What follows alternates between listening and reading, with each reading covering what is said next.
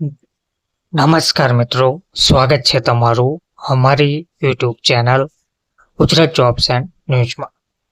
મિત્રો, આજથી bank, gas, GST, PAN card, Aadhaar card, ATM, railway વગેરેના નિયમોમાં મોટા ફેરફાર જોવા મળી રહ્યા છે. આજથી આ 10 મહત્વપૂર્ણ નિયમોમાં બદલાવ જોવા મળ્યો છે.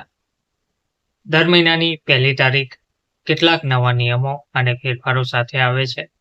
આ વખતે જુલાઈની શરૂઆત સામાન્ય માણસના ખર્ચ અને જીવનશૈલીમાં ઘણા મહત્વપૂર્ણ ફેરફારો લાવી રહી છે. રેલવેથી લઈને બેન્કિંગ, ઇંધણથી લઈને પાન કાર્ડ સુધી 1 જુલાઈથી દેશભરમાં ઘણા મહત્વપૂર્ણ નિયમો લાગુ કરવામાં આવી રહ્યા છે.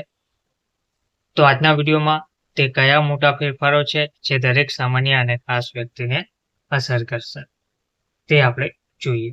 તો સૌથી પહેલા IRCTC થી તત્કાલ ટિકિટ બુકિંગમાં હવે OTP ફરજિયાત છે.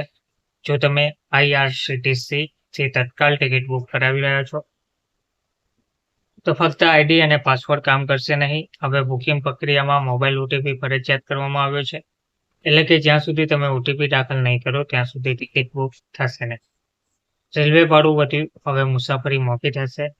રેલવે 1 જુલાઈથી ભાડું વધાર્યું છે. નોન એસી મેલ અને એક્સપ્રેસ ટ્રેનો માટે પ્રતિ કિલોમીટર ₹1 અને એસી ક્લાસ માટે પ્રતિ કિલોમીટર ₹2 ચૂકવવા પડશે. તેની અસર લાંબી મુસાફરી પર જોવા મળશે.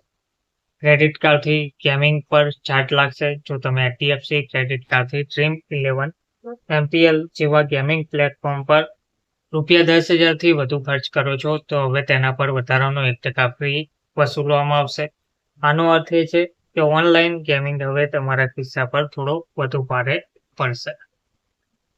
તે સિવાય ડિજિટલ વોલેટમાં ₹10,000 થી વધુ લોડ કરવા પર ચાર્જ લાગશે. જો તમે પેટીએમ અને મોબીક્વિક જેવા ડિજિટલ વોલેટમાં HDFC ક્રેડિટ કાર્ડથી ₹10,000 થી વધુ લોડ કરો છો તો તેના પર પણ વધારાનો 1% ફી વસૂલવામાં આવશે. આ નિયમ ભારે વ્યવહારો કરનારાઓને અસર કરશે.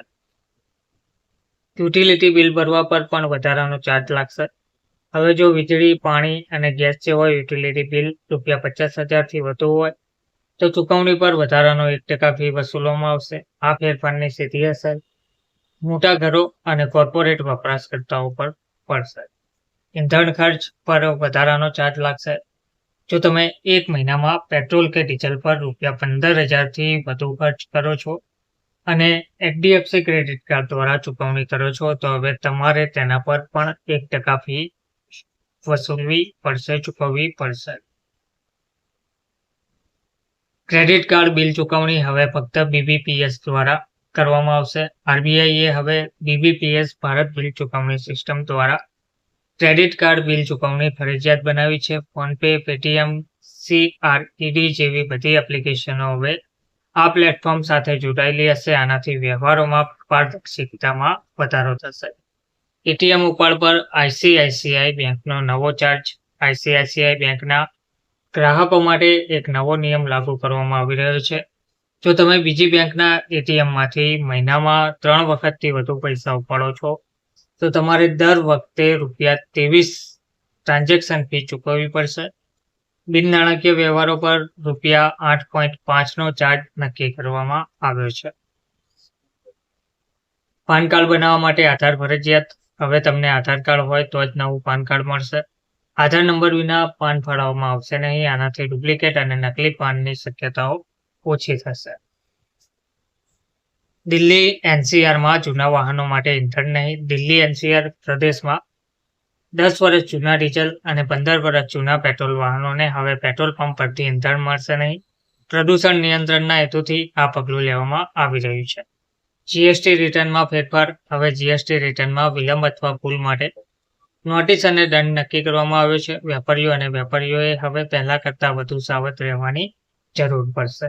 ધન્યવાદ.